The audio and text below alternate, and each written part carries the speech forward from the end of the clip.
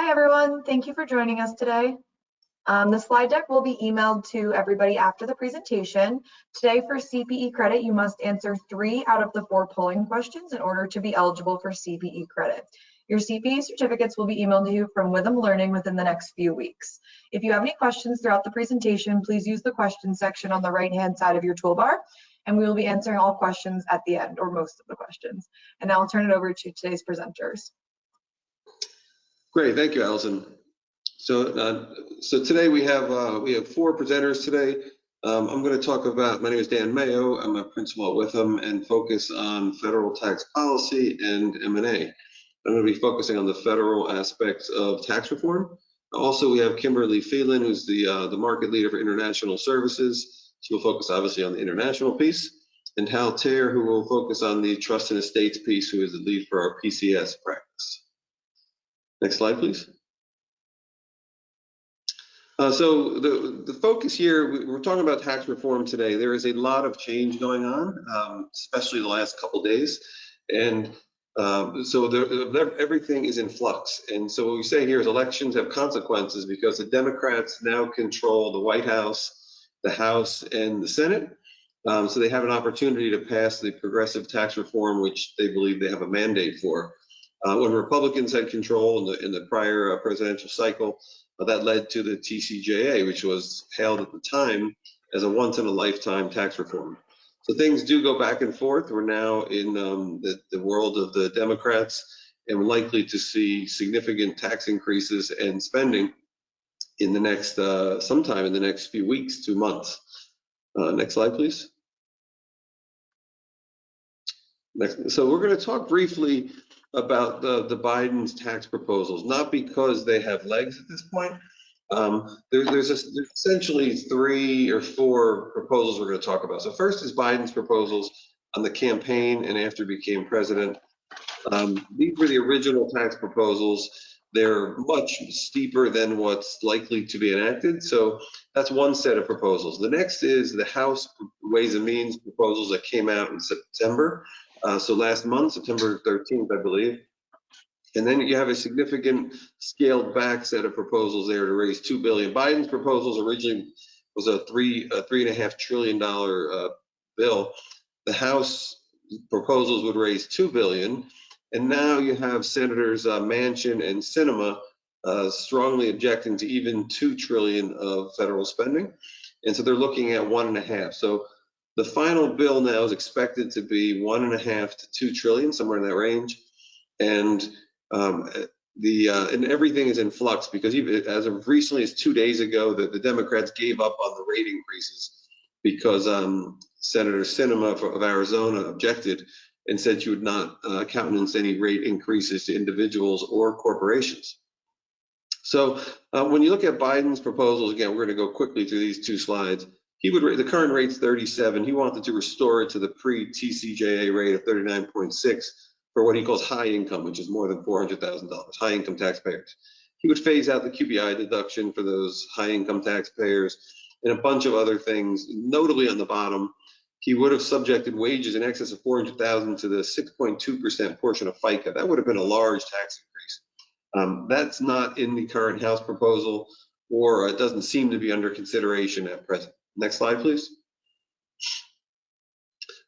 He would have increased, Biden again would have increased the corporate rate from current 21% to 28% to get it back to that 35% pre-TCJA number. That's not on the table. None of these are on the table, but except for the next one. A new minimum 15% tax on global book income. This is on the table in a scaled back version that it doesn't kick in until there's $1 billion of income over a 3-year period. The next one is a bunch of tax credits to turbocharge growth and other incentives. So next slide, please. So we turn to our first polling question.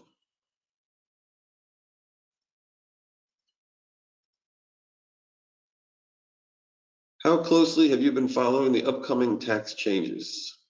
Very closely, casually, or not at all?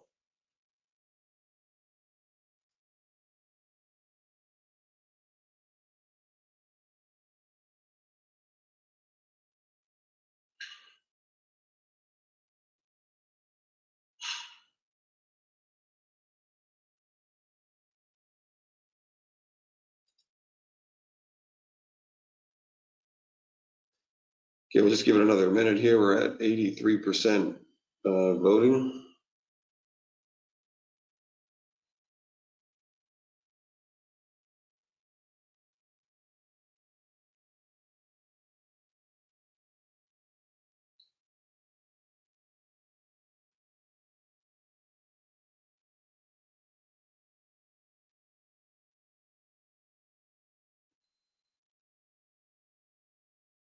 Right, so here are the results. 40% said you follow very closely, 56% casually, and 4% not at all. Okay, so that's interesting to see. So we have a very invested audience here. 56 or 96, sorry, or seem to be very interested in what's going on. Next slide, please. And I just see a question came in from Michael. So the question here is there an update about the employee retention credit for the fourth quarter? That does not appear to be in the White House's updated memo or Build Back Better. So that what he's talking about is there was there's two pieces of legislation under consideration. Now, one, it already has the Senate vote, Senate approval, which is the infrastructure bill, the $1 trillion infrastructure bill. And the second is was the $3.5 trillion, now the $1.5 trillion human infrastructure bill, or the reconciliation bill that's currently being debated. Two different pieces of legislation. One is ready to go. It has bipartisan support, that $1 trillion piece of legislation. The problem is progressives in the House will not agree to vote on it until they have a deal on the second legislation, which is the progressive items that they care about intensely. So the reduction in the fourth quarter employee retention credit was in the first legislation that has already been agreed with bipartisan support. So if that passes, that will take away the employee retention credit for the fourth quarter. So that is very much on the table and will be unaffected by what we talk about today, except that they need to reach an agreement on the reconciliation bill in order to get sign off and a vote for the infrastructure bill. So next, we're going to turn to the House Ways and Means proposals. These are the ones that came out on September 13th. Again, things are changing rapidly. Two of the proposals that are in here came out within the last 2 or 3 days. And since then, many senators and congressmen and people have come out objecting to these provisions. So we are very much watching the sausage being made real time. There is no clear path forward at this point. And there's a lot of internal dissension and debate going on. Also today, the White House put forth a press release detailing, I don't know what actually. It wasn't clear that it was an agreement that was reached. It was the White House, maybe it was a wish list, but the White House put forward some proposals that would pay for the legislation, but it was very vague. And so we're going to talk about the next slide, please. While we talk about these House proposals, we're going to lace in the latest that's happening. So first, ordinary income tax rates. The House had proposed to raise them from 37 to 39.6. That's what Biden had proposed as well. That appears to be off the table now. Senator Kyrsten Sinema from Arizona, as I mentioned, objected to any rate increases on the corporate or individual tax side. So that has come out of the current proposals. Again, this is all subject to change. By the time this webinar ends, there may be new developments out. That's how rapidly things are happening. Long-term capital gain rates were scheduled to go from 20 to 25% with a retroactivity date to back to September 13th. That appears to be off the table as well. And then a surcharge. The House had proposed a 3% surcharge on incomes using the modified adjusted gross income threshold over $5 million. So it's not clear what's going to happen to that 3% surcharge, but today the White House proposal said they're going to have a 5% surcharge on modified income over 10 million and another 3% on modified income over 25 million. So while we know that the White House again thinks they have consensus at that $10 to $25 million threshold, it's not clear whether they're keeping the 3% threshold on 5 million or whether they're abandoning that in favor of these other two. Also, these surcharges appear to be a way around the billionaires tax, which we'll talk about in a few moments. That's the tax that would hit around, I think 700 billionaires in the country, tax sort of a mark-to-market regime for their tradable assets. We'll get to that in a moment. Also, the top tax brackets would have come down under the House proposal. So The top bracket would kick in for married filing jointly, for example, at 450,000, where I believe it's in the 600,000 range today. So they would increase rates and lower brackets as a way to increase the total tax burden. Next slide, please. So the proposal we mentioned would have raised the ordinary income rates. That's now off the table, which is why this morning I put a strike through all these items here. I didn't want to delete it because I wanted to show the House proposal and then sort of where the current state of play is. There's a promise by Biden not to raise taxes on anyone making over $400,000. That was reiterated today in the White House press release that came out. The House had no provisions on, it did not adopt Biden's proposal to tax ordinary capital gain as ordinary income, but they would have increased the rate from 20 to 25%. As I mentioned, that's no longer on the table. And the current thinking, at least as of today in the White House press release, was they're going to provide additional funds to the IRS to hire more auditors, update the technology, and expand the IRS's enforcement division.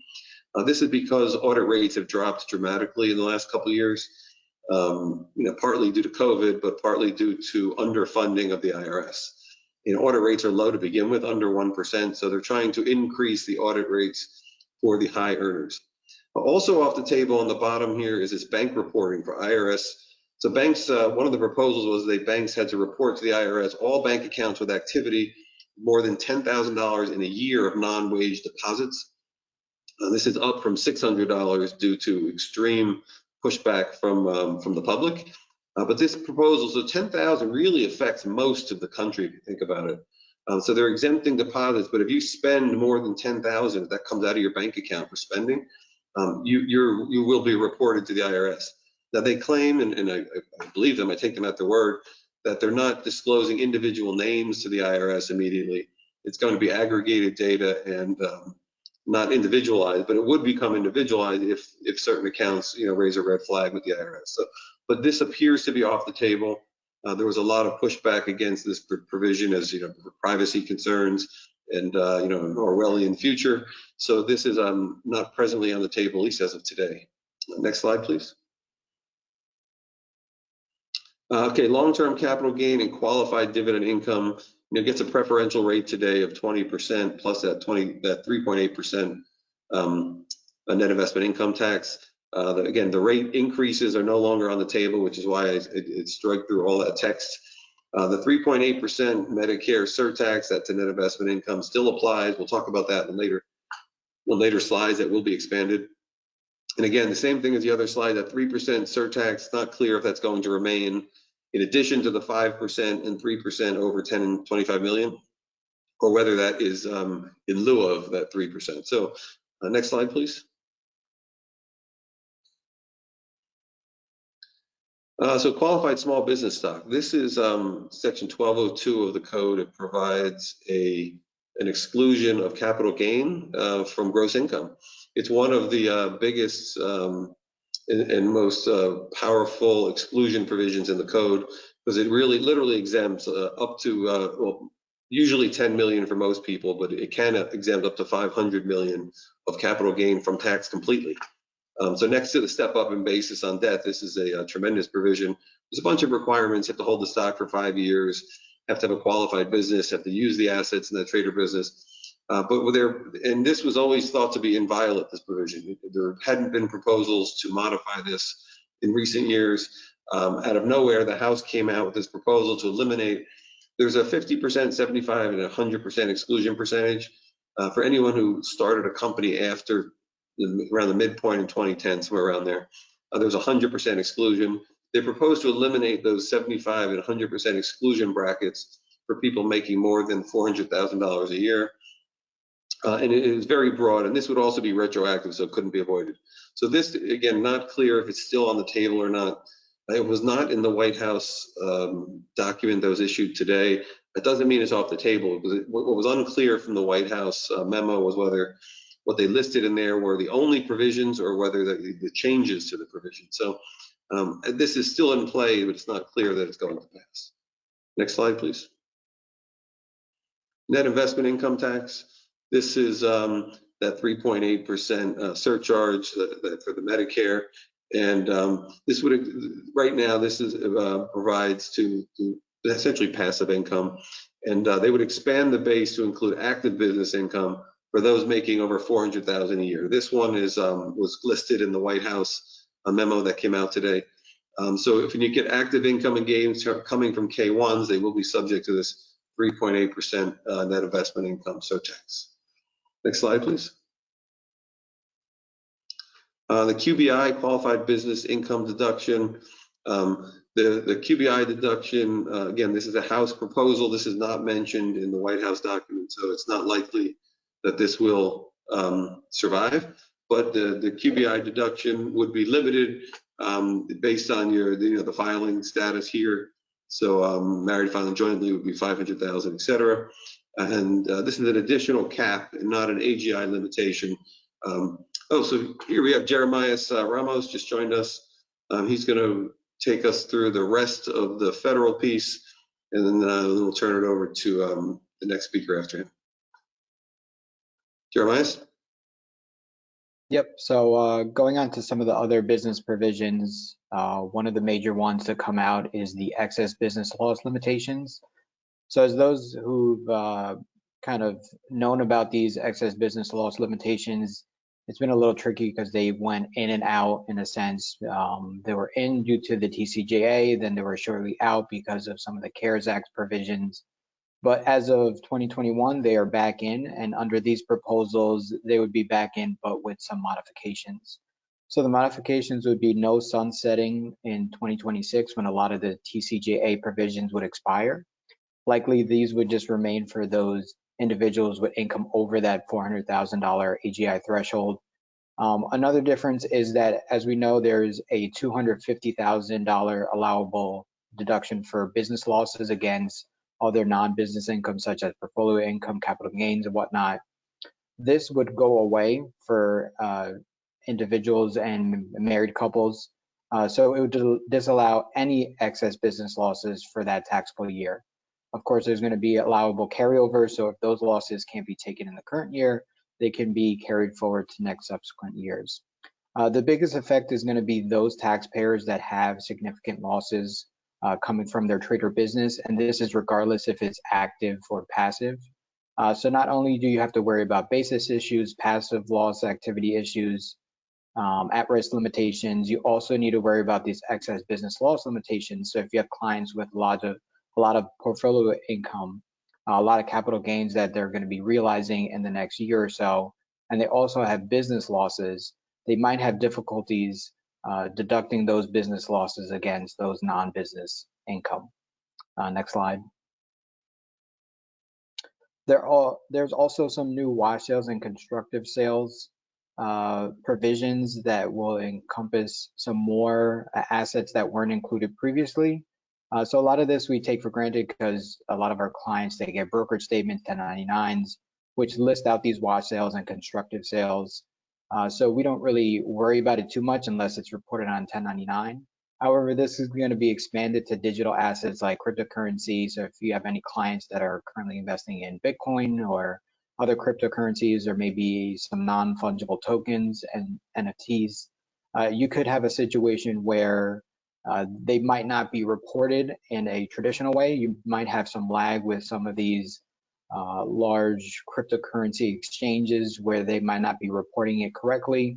And you might have clients that are trading individually that they might not be going through an exchange. They might be holding these cryptocurrencies individually. So this is something, an additional question that we're just going to have to ask our clients. Are they holding those cryptocurrencies? These are questions that we had to ask in the current year. And then going forward, we're going to have to see if they are holding those assets, if they sold those assets. Watch out for those wash sales if they subsequently repurchase the assets within that time frame. Next slide. So anyone who's been reading the news about some of these tax provisions, you probably heard a couple months ago that ProPublica piece about the tech mogul Peter Thiel. He was the co-founder of PayPal. He's been investing in a bunch of different startup companies that have netted him billions of dollars.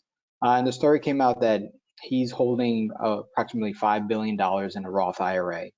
And if anyone has, knows anything about Roth IRAs, they know that the money you could pull out tax-free. So just the thought of having $5 billion in a Roth IRA is just incomprehensible in a sense where you can't even imagine that much money, let alone that much money tax-free. So a lot of the proposals that were put out in this House Ways and Means Committee proposal directly impacts people's ability to accumulate tax-free wealth in these IRAs, specifically those individuals in those higher AGI brackets for married filing jointly of 450, head of household 425, and single 400. You're going to see these numbers repeated often in a lot of these proposals, which I would also like to note there is a slight marriage penalty where you could have individuals, let's say, if they were married filing jointly, they would only have $450,000 in joint AGI versus if they were single, they could have up to $400,000. So you could have two single individuals living together earning $800,000 or less, and they would not be subject to some of these limitations. So a lot of clients, especially who are married and maybe they're both high earners, they're both bringing in about $250,000, $300,000 a year, this is going to impact them significantly. Next slide. So some of the retirement changes that were proposed is a cap on contributions to IRAs and Roth IRAs once that balance exceeds $10 million.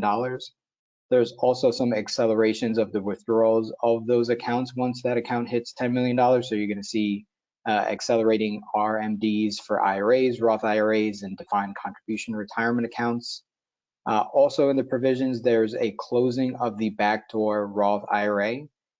There's a couple ways that they do that. One is prohibiting all employee after-tax contributions in qualified plans, and it prohibits after-tax IRA contributions from being converted to Roth, regardless of income levels after 2021. And there's also some sunsetting provisions that prevent backdoor conversions at all after, I believe, the year 2031. So over the next couple of years, we're going to see some provisions kick in that prevent a lot of high net worth individuals or high earners from getting money into some of these qualified plans. So definitely there's going to be a stress on different retirement options to see ways that you have these high earners or business owners, ways they can get money into qualified plans where normally they would be blocked from contributing. Next slide. There's also some proposals to change the rules for carried interest. As we know, under the TCJA, they implemented certain rules for holding periods of long-term capital gains to 3 years.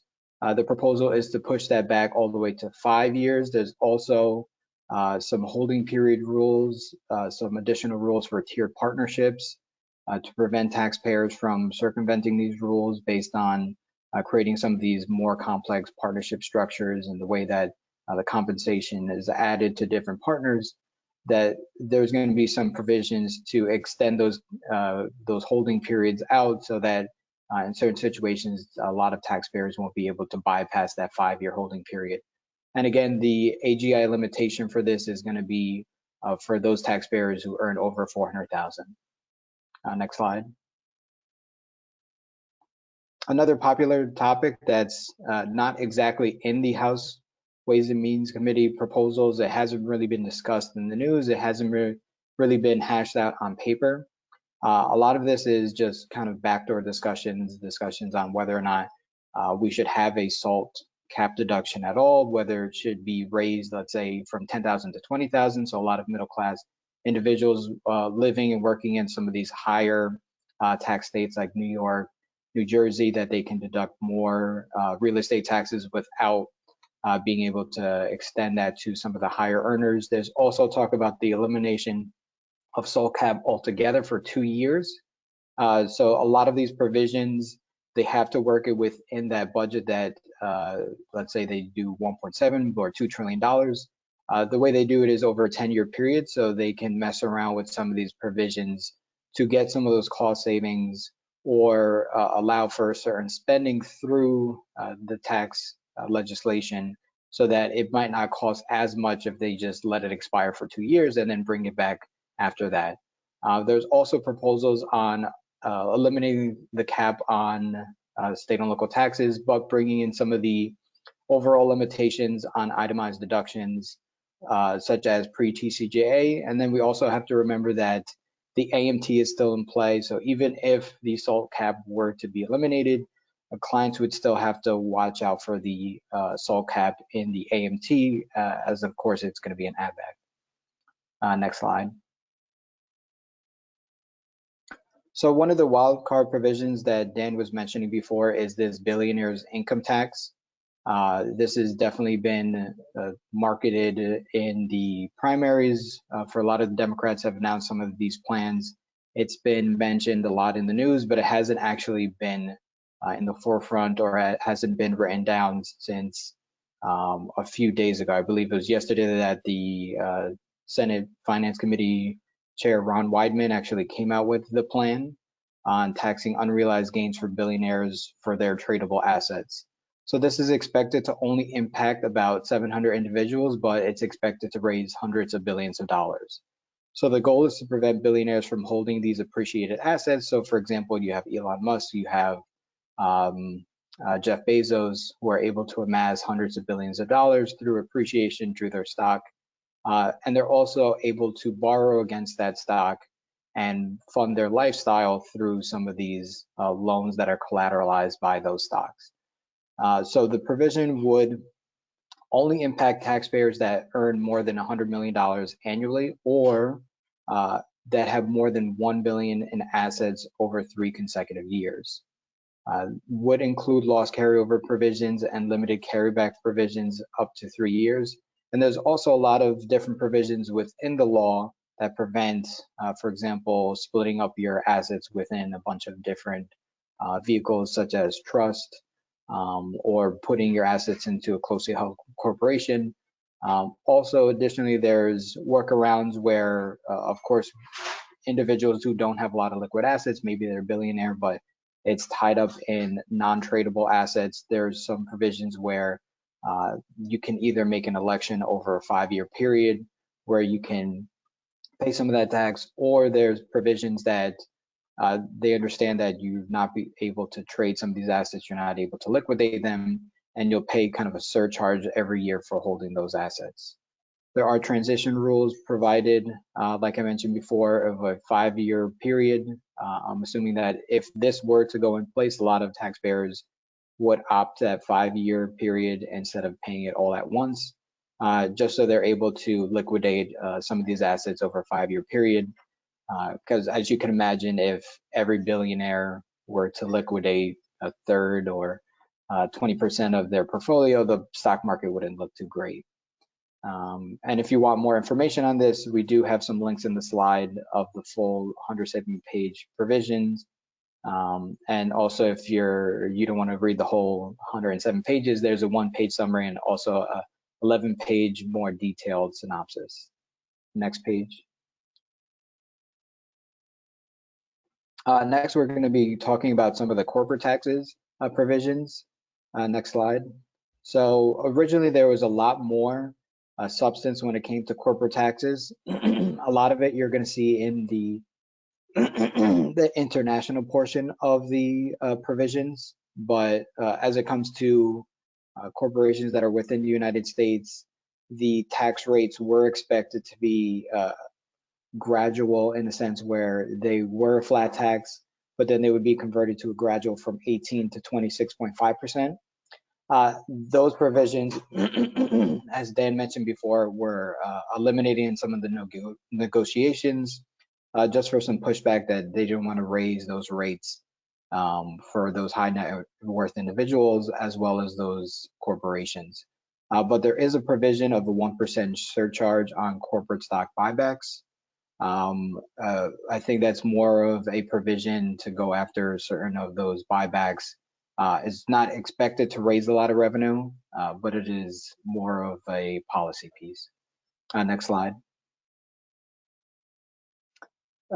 Another random provision they kind of threw in here is this S Corp conversion. So if S Corp's in existence on May 13th, 1996, that existed before the check the box regs. They have a 2-year period that they can convert to a partnership status without triggering taxable liquidation. Not sure why this provision was included. I think there would might have been some lobbying, maybe a friend of a congressman or senator were having some issues converting to a partnership, and they kind of snuck this in. It wasn't really a popular provision or a provision that they were pushing. Just a provision to think about if you do have clients who are an S corp, they want to convert to a partnership, that they have a 2-year period after the enactment of this legislation. Next slide. Like Dan mentioned before, there is this new corporate profits minimum tax. This is fairly new, is released on October 26th.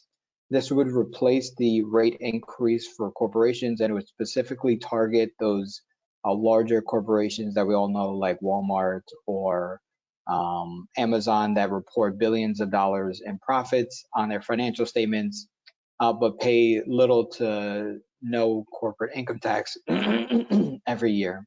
It's expected to generate about a few hundreds of billion dollars in revenue over 10 years. And the goal is mostly to tax those large corporations that report those large profits, but somehow don't pay corporate income taxes. The tax is expected to only apply to 200 companies. So if you look at the Dow Jones, you could probably list through some of the corporations that would be impacted. Mostly those corporations that have a 3-year average book income greater than $1 billion. There would be some offsets for some general business credits, so you still get the benefit of some R&D credits. Some of these new clean energy and housing tax credits would also be deducted from the tax. Would also allow carry forward of losses and minimum tax credits to offset regular tax. And then if you want some more information on this, there are 1-page summaries out there, and they also we linked here the text of the 21-page bill. Next page. With that, we have polling question number 2. So how do you think tax reform should affect billionaires? Not at all. With new tax brackets for higher incomes, they should institute a consumption tax like a value added. The current proposals are just about right, or none of the above.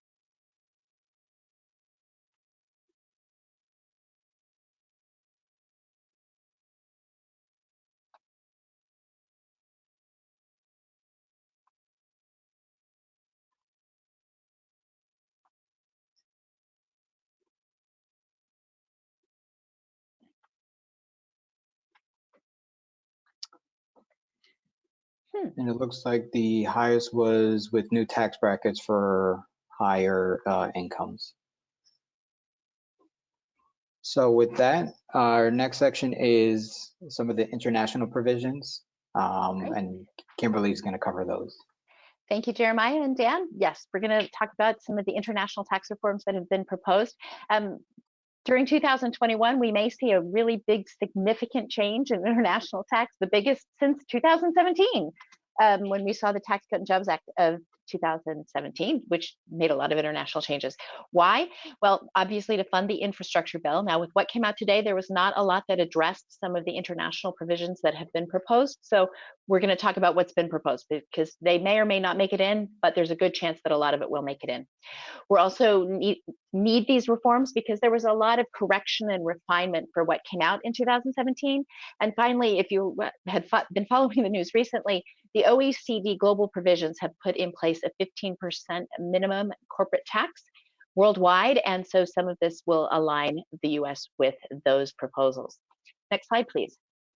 So the biggest changes we're going to see in GILTI and FDII, that's the global intangible low taxed income, and the foreign derived intangible income, which is now going to be changed to foreign derived innovation income, is a change to the Section 250 deduction. So previously you got a deduction of about 50% of your GILTI to calculate what your global intangible low tax income would be. This reduction is being changed from 50% to 31.75%. And for FDII, you're going to actually have to reduce it by 21.875%. They're also going to change the amount of your qualified business asset investment. That is the net value, so after depreciation, of your fixed assets that you reduce your income by to get to your deemed intangible investment return. So your tangible investment return is deemed to be 10% of your fixed assets. They're going to drop that to 5%.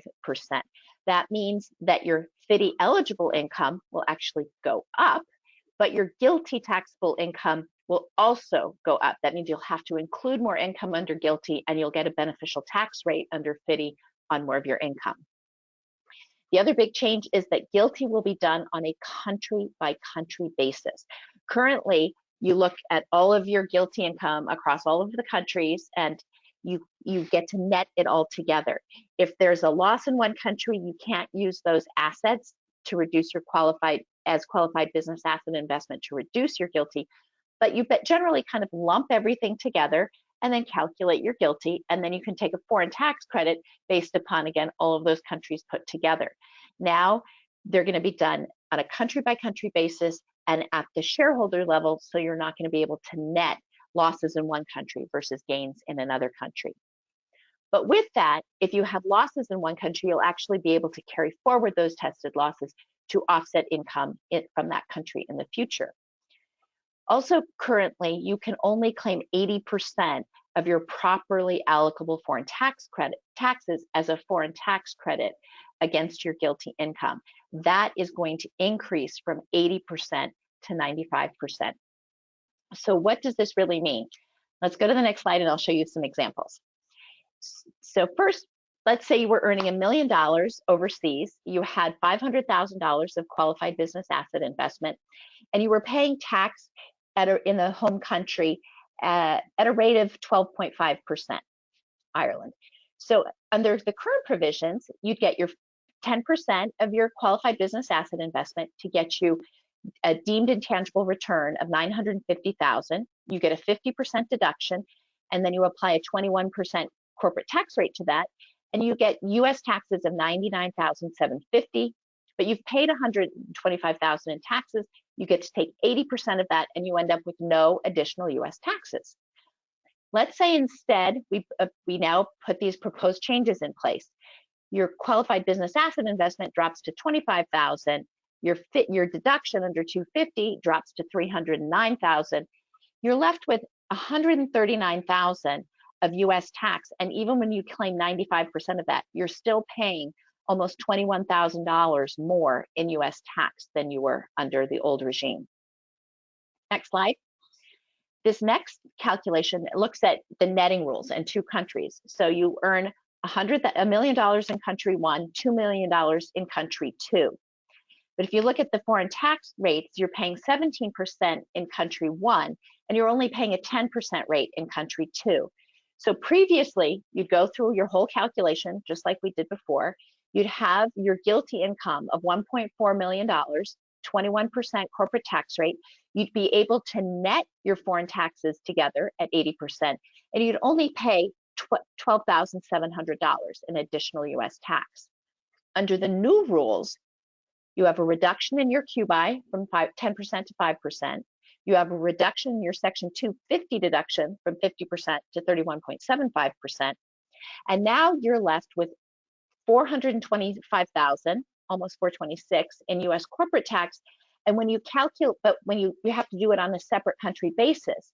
So now you get to claim the full 95% in country A. And even when you claim 95% in country B, you're still left with $95,000 in excess U.S. tax. So just this change of rules, same set of facts, your US tax is increasing from $12,700 to $95,933. Next slide. Now the FDII changes, sound great. You get to increase your FDII, but because you now have to reduce your you're reducing your 250 deduction, you're actually going to end up with more of your income subject to a higher rate of tax. So under the old regime, presumably all you have is foreign derived income. You take your deduction, your QBI deduction, you take your 37.5% deduction, and you end up with an effective tax rate of 13.5% on your $1 million. Under the new regime, you're actually going to pay more tax, 16.5% instead of 13.5%. So a 3% increase on your foreign derived innovation income. Next slide. We briefly talked about the foreign tax credits under GILTI going from 85 to 95, or from 80 to 95%. It's also proposed that your foreign tax credits will be calculated on a country-by-country basis. So you can no longer cross over from a low tax jurisdiction and pull in taxes from a high tax jurisdiction to offset those taxes in one basket. You'll have to be calculating your foreign taxes on a country-by-country basis. They're also going to repeal the carryback of foreign taxes, whereas right now you can claim take a one-year carryback, and the carry forward years would be limited from 10 years down to 5 years. Now, one of the things that you will be allowed to do is carry over any foreign taxes that you previously paid on GILTI, and it's only that 90, you get to take 95%, and whatever you don't use, you can carry forward and use in future years. Right now, GILTI foreign, if you're in GILTI with a country, it's foreign taxes are use it or lose it. If you don't use them in 1 year, you can't carry them over to the next year. So those are the changes to the foreign tax credits. Next slide. These are some changes to foreign controlled corporation. It's a little esoteric, but right now, if you have a if you're a US C Corp and you own more than 10%, but less than 50% of a foreign corporation, you're going to be limited in your dividends received deduction. So only in that 40%, between 10 and 50%, where you used to get a foreign tax credit, you're now going to be very limited. A second modification to controlled foreign corporations is downward attribution. Part of the Tax Cut and Job Act of 2017 removed the prohibition on downward attribution. That meant a foreign person holding a country, if you were owned by a foreign person and they owned another foreign corporation, you could actually be deemed to have ownership of that foreign corporation. Now, that downward attribution will be gone, and instead they're going to institute a new section, Section 951B, to clean up the perceived abuses where you try to structure around avoiding controlled foreign corporation status. If you have these issues, call us, because it takes a team to really look through and make sure we're applying all of these rules properly. Next slide. This is a big piece of the changes. The BEAT, the Base Erosion Anti-Avoidance Tax, they're trying to change the name to SHIELD. Basically, what the BEAT did is it said you look at your income, it's a new kind of corporate minimum tax. You add back your base erosion payments, that's payments to a foreign related party where they're not paying tax here or there's no withholding, and you have to add that back, and you're subject to a minimum rate of 10%. That rate is going to be applied only until 2024, and then it's going to go up to 12.5% between 2000 for the year 2024, and then after 2025, it'll go up to 15%. There will be certain credits that you'll be allowed. They're going to expand the definition of what a base erosion payment is.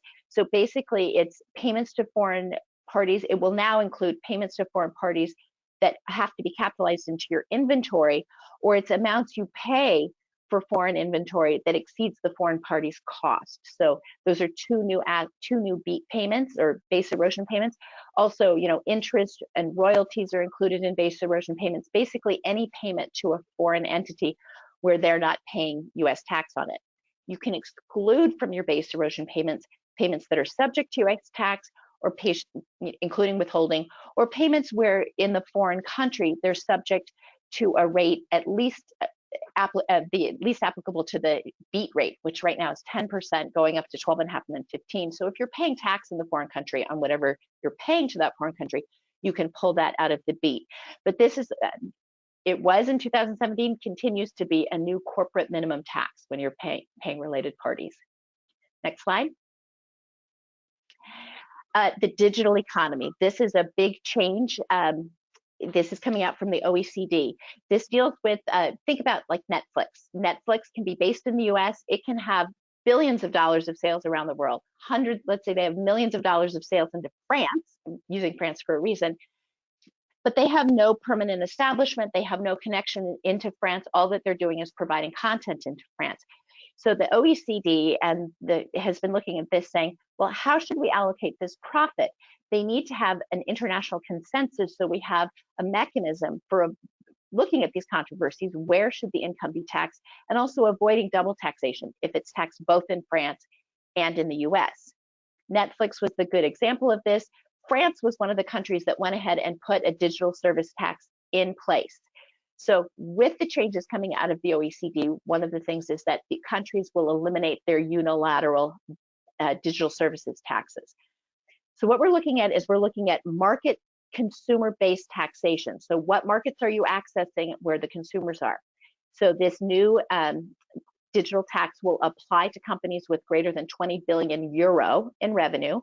Their profit margin is at least 10%, and 25% of their profit will be reallocated to the countries where they have sales other than their home country. So they're basically going to say, when you have a profit margin of 10% or greater, 25% of your net profits are going to be pushed out and allocated to countries around the world where you have sales.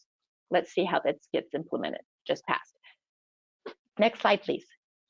The last thing we'll talk about recently in the news is the global minimum tax. 136 countries have agreed to a 15% minimum tax rate, including Ireland. That was going to be one of the big holdouts. So the only 4 members yet to agree are Kenya, Nigeria, Pakistan, and Sri Lanka. All of these rules will be implemented by 2023, and this is kind of what we call Pillar 2 of the OECD global tax changes. So the global minimum tax will apply to companies with greater than 750 million euro in annual global sales. So what happens is if a home country finds that they're not paying at least the 15% tax in other jurisdictions, they can increase their effective rate so that the company pays a 15% minimum tax rate. So it's trying to avoid this race to the bottom with companies or countries lowering their tax rates, trying to get investment into those countries. It's going to be kind of a flat worldwide tax rate of 15%. Let's see how it gets implemented and if we make it by 2023. Next slide. And we go to polling question 3.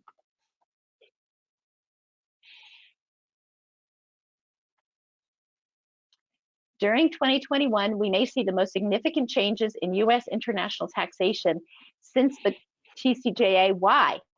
Oh, we're missing one of them. Financing the infrastructure bill, correction, refinement, and clarification of issues brought, or alignment with global provisions.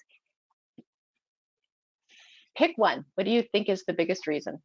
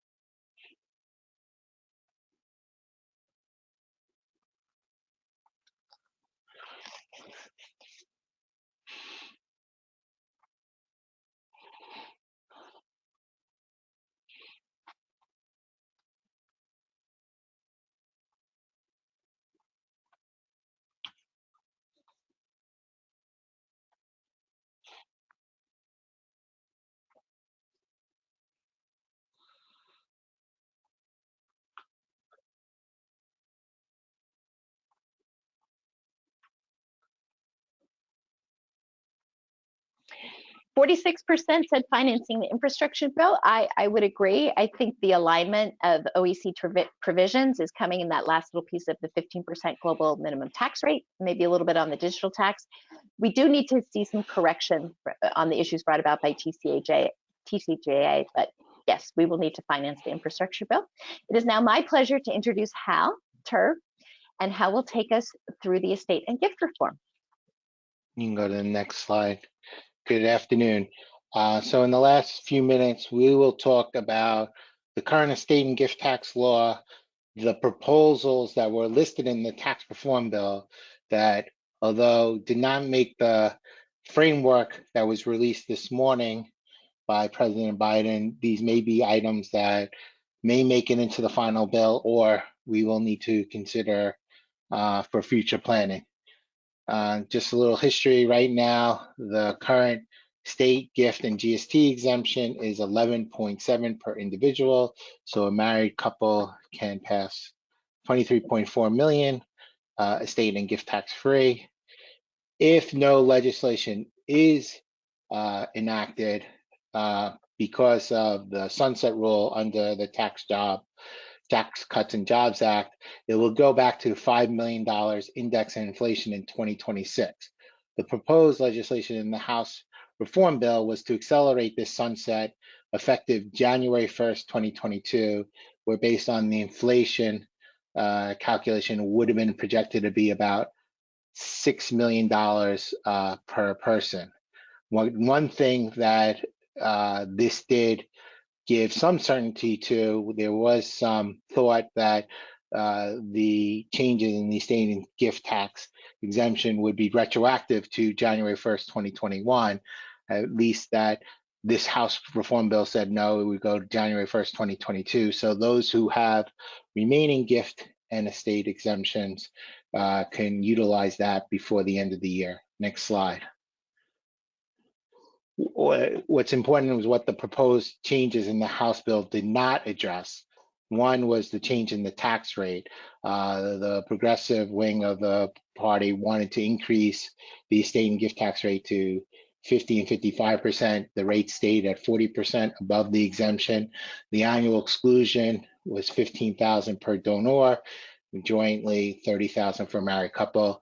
A big thing that was in President Biden's proposals was the elimination of step-up and basis at death.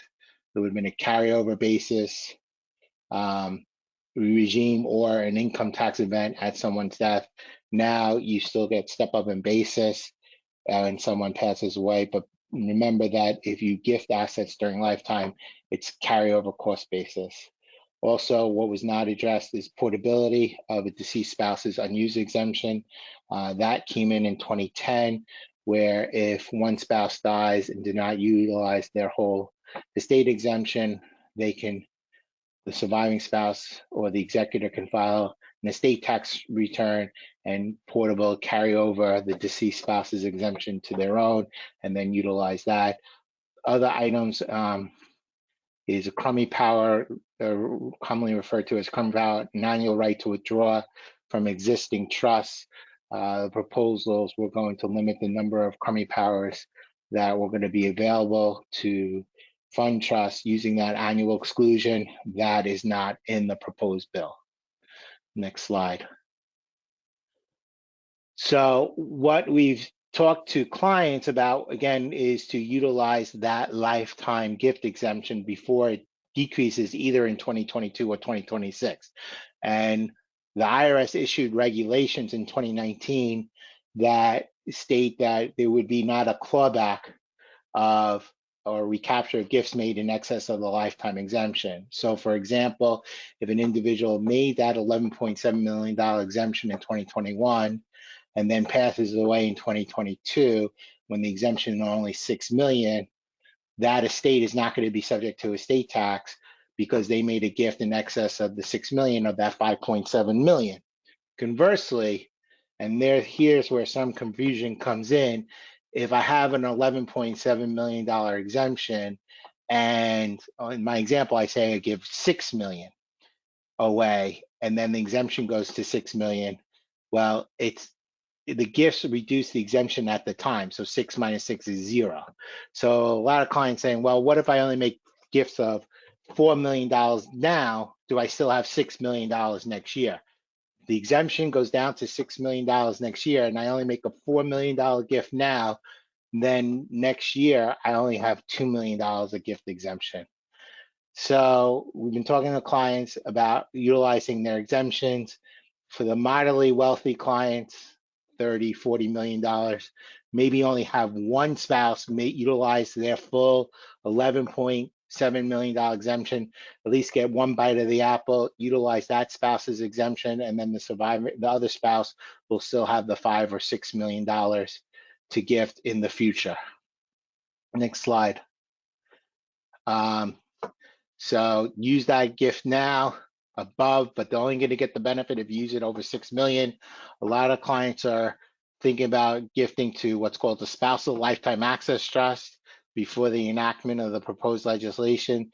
This would utilize, example, that one spouse's lifetime exemption, but give the other spouse access to the funds while they're alive. As I joke with clients, two things: you have to make sure you're nice to that other spouse, because if they divorce you, you lose access to the money, and you want to have that spouse eat their vitamins, because if they predecease you, then you also lose access to those funds. Be careful of the reciprocal trust doctrine. So some attorneys propose you can do two slats.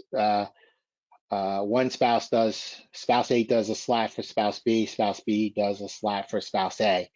If they're not, if they're identical, the IRS will say you didn't make a completed gift and would disallow the gift. So be very careful about reciprocal trust doctrine if you're going to create two slats. Next slide. New rules that were being proposed were against grantor trusts, where you can have a trust that's outside of one's estate for estate tax purposes, but for income tax purposes, the income earned by that trust is taxable to the grantor, which is a good thing. That allows more wealth to be built up in the trust, and by the grantor paying the tax, that would reduce that grantor's estate. Adding two legislation code sections. One is to basically eliminate a technique which was called a sales to a defective grantor trust. IRS did not like this. That would not allow you to sell assets and take back a note, which would be a non-recognition sale for income tax purposes, would freeze value of closely held business assets in one's estate, so the appreciation is removed from the estate. They also wanted to limit the benefit of GRATs, grantor retained annuity trusts. Again, a distribution from a trust other than the grantor after date of enactment would be considered a gift. One item also in the legislation was contribute to these. The first two were for new trusts created after the date of enactment. So if you had an existing GRAT or you had an existing defective grantor trust, those would be grandfathered under the old rules. However, one item in the proposed legislation, which was after the date of enactment, if you gifted money to an pre-existing grantor trust, part of that contribution would be included in the grantor's estate. This would affect many irrevocable life insurance trusts, which require annual premium payments to maintain the life insurance owned by the trust. Most likely, this would have been killed by the life insurance industry lobby group that would then cause these the life insurance to be included in one's estate. Next slide. The last item we'll talk about is proposed legislation on eliminating valuation discounts. Many high net worth individuals who have closely held businesses can gift non-voting stock or limited partnership interest to family members and take a discount for lack of marketability and control. IRS and Congress didn't like using those vehicles for non-business assets, not active businesses. So if you had a family limited partnership funded with marketable securities or passive real estate, they would not allow for a valuation discount to reduce the taxable gift. Still allowed to do discounts for active businesses for, as I said, non-voting stock. So for those clients, prior to enactment, consider creating that family limited liability company with marketable securities and passive real estate to make gifts prior to the date of enactment to utilize their lifetime gift exemption. And with that, I think we're on our last polling question. Which estate and gift tax proposal do you think will become law? Estate and gift exemption reduction to $6 million in 2022, elimination of valuation discounts for non-business assets, inclusion of grantor trust in grantor's estate, none of the above or all of the above.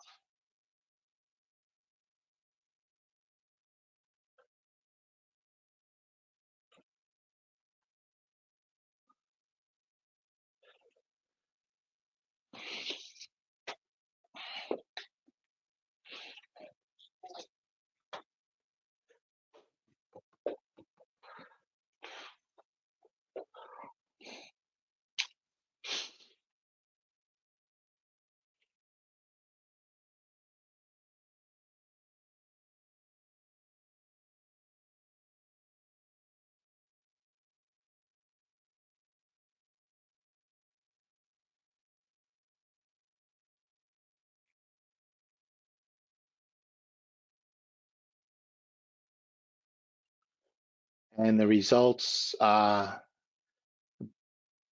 tied between estate and gift exemption reduction to $6 million in 2022 or all of the above.